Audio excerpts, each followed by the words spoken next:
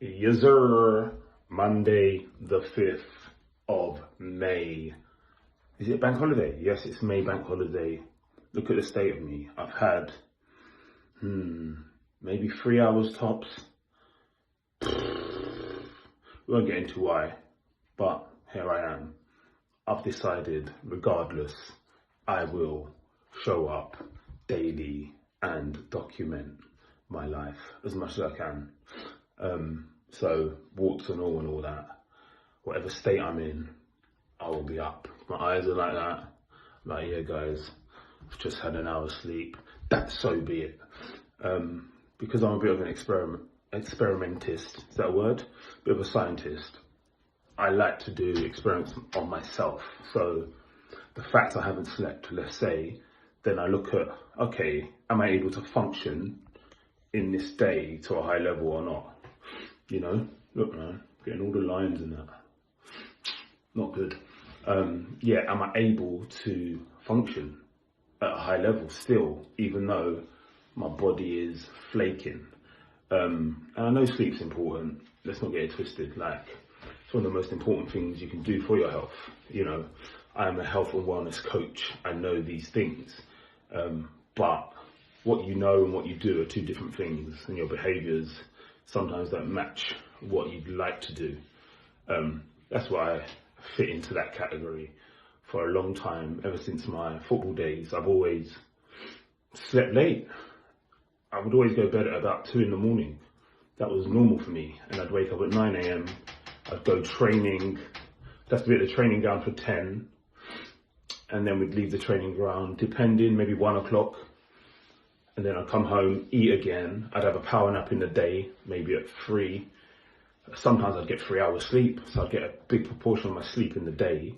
Wake up at, let's say, 6 o'clock, eat food, then I'd go to the gym. My gym used to close at 11 o'clock.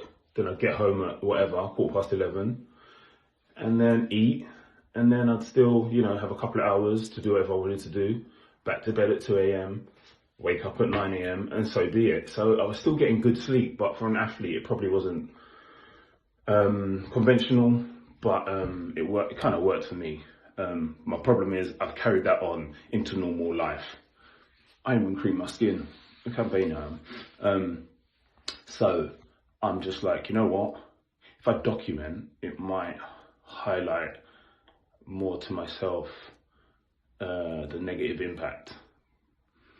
Yeah, because sometimes I'll put stuff off because I'm too tired. I'd want to catch up on sleep now, mess my day up, and then blah, blah, blah. So here we are. It's 1:30 already. I'm going to go, just weighed myself. I'm 194 pounds. I'm trying to get to 200. And again, I've been lazy. I haven't been logging my food.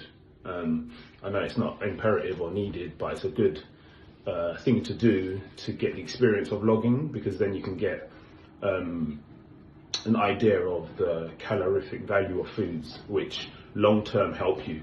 It's like studying. I know some health gurus don't believe in that. Eddie Abu, he's dead against it, let's say, and other fitness professionals. I say do what the fuck you want. Do you get what I mean? Do what works for you. That's it. And I've got clients who logging food seems tedious, but I will never say not to do it. I'll always say, if you can, do it. Treat it like a mini experiment. You'll start learning about foods and the calorific value of them. And when you have a Krispy Kreme and it's like 602 calories and you log it and you understand that and you have 2 of them and blah, blah, blah, you'll start realizing calories can help you to kind of mentally change, because you know what you're doing to your body now. I remember my cousin, she used to have some buns or whatever. So I said, let's check it out, come on. I think each one was ridiculous, like 900 and something calories. And she'd say, sometimes I've had 2 out in a day. That's her calorific intake for the day done, And if you don't know that, you don't know that. And you might take an approach like, let's say Eddie Abu, for instance, where he's going to say, just don't eat those foods. And some people can do that, just don't do it, right? And willpower won't do it. And over time, you'll feel the benefits of that diet and go, yeah, do you know what? I don't need less nutritious food. I enjoy eating well because it makes me feel good. And when I feel good, X, Y, Z, I'm more productive, I'm happier. The hormonal changes in you, you feel more satiated, you're not hungry. And those things are, it's a way to do it. I always say there's many ways to skin a cat, all right? And it's just like, what way are you going to do? And then don't bullshit yourself. If you're going to do a certain way, there's going to be probably pros and cons to it. That's just life. And I'm someone that just gets clear on, okay, this is your experience. This is what's likely to happen. Like Eddie's diet thing or way of eating, there's a good chance you're going to fall off the wagon, right? There's a good chance because human beings are emotional eaters, and certain foods are associated with certain things. So you go to the cinema, you might be used to having a hot dog or some nachos or whatever you have, popcorn or pick and mix, right? Right, all of a sudden you got this new diet. So you're like, oh, it's doing really well, it's great, yeah, oh shit, okay.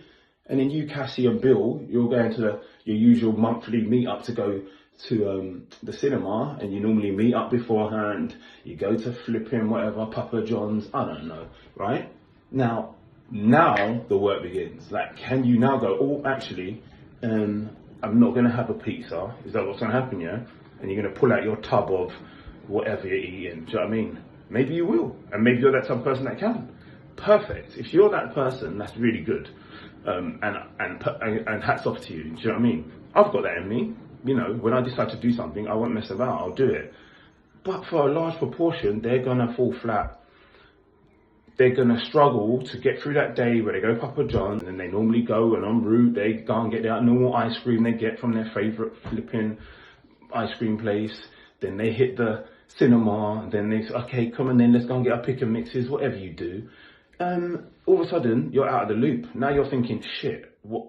You're going to bring something with you, or you're going to have to look and go, okay, I'm going to have maybe a small salted popcorn, and that's it.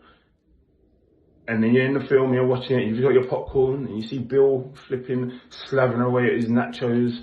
What are you going to do then? And now that's where the work becomes. That's where it becomes an emotional, hormonal decision. A lot of people, most of us respond on impulse and emotion. You're watching a film now and you ain't got your normal crutch, your normal vice. That's where the work kicks in. So yeah, I like to dissect most, let's say, diet or ways of living. And it's not right or wrong. There's no flipping right or wrong here. It's your life. Live it however the fuck you want.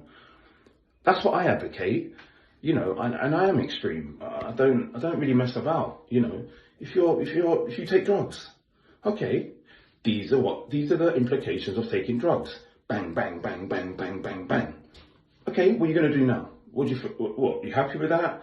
How's your life? How's it, what do you enjoy about drugs?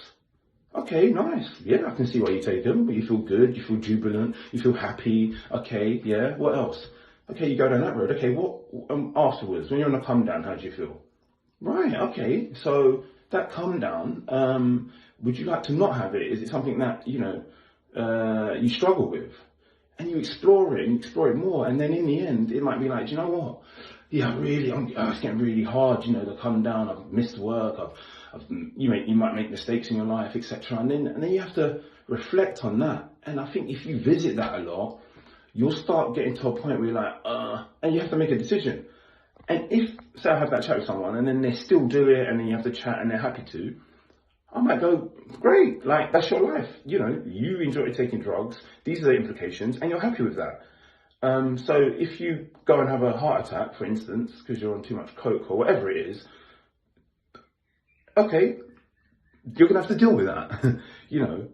I'm not as compassionate. I see life as it is. You can't, certain actions, there's going to be a reaction, right? Cause and effect. So I'm just a bit, I'm just going to tell you how it is, And then if you're in a bad way, yeah, I'll still show compassion. But I'm not going to bullshit you. 100% not. And I think in society sometimes we just bullshit each other. No one's really willing to have those deeper chats that really get to the crux of why the hell and let's say someone is taking drugs. I'm like, okay, there's a reason here, right? There's a reason this person's taking drugs. So I'd rather go down that rabbit hole. Now that's a tougher conversation for most people, but that's where you're going to get the juice. You know, oh, okay, so your parents neglected you, you didn't feel loved, you didn't feel seen, whatever it may be, and then okay, yeah, you found love from, I don't know, mates on the street, and okay, to fit in, they were all smoking weed, and that's how it started. Okay, I get it. Then you took oh right, then socializing, you started going out drinking, then they started taking a few lines, so you did that. Okay, and then you can, and I'm compassionate to the story, right? I'm empathic by nature. As raw as I am, I can still put myself into your shoes and understand that shit. Yeah, that's tough. And that's nice to know. When you know where someone's coming from, you can't be angry at their behaviours. There's a reason. And I'm good with that. But then also, by the same token, I'll also be cool. Okay, well, now we know the negatives of it. You know the pros. You're struggling to scoff it. Okay, now we've got decisions to make, you know. And if I can help them, I will. I say, look, maybe you want to try and do this. Blah, blah, blah. You know, whatever it is. Maybe you want to try, okay, you know, let's focus a little bit on the training. Let's focus on your health. And see how you feel at the weekend. See if you really feel the need to do X, Y, Z. You know, and just explore it and go on that journey. So, yeah, I've gone off on a bit of a tangent there, but that is a little snapshot of the things that go on in my mind with my clients, with myself, or how my personality is as a human being. Look, yeah, look at my eyes, man. This ain't good, but I'm going to share with you ways of the ways that I live, the things I do to amplify this experience, to keep myself optimal. With regards to breath work and meditation and whatever, hydration and blah blah blah. Like I feel as though I've got a toolbox of tricks, if you want to say that, allow me, and it sounds crazy, but this is the paradox. My bad habits, yeah, I believe have equipped me to learn techniques that allow you to function optimally by default. Because that's how I'm wired. Like, I don't believe in can't, really, you know. In saying that, in the last 4 years have been tough, and I've had to, even as I say it, I didn't hit certain goals, or I didn't do things that I thought I could do. Like, and even mentally now, when I think about it, I'm like, oh shit, didn't finish that thing off. It still grates on me, but that's part of my journey still.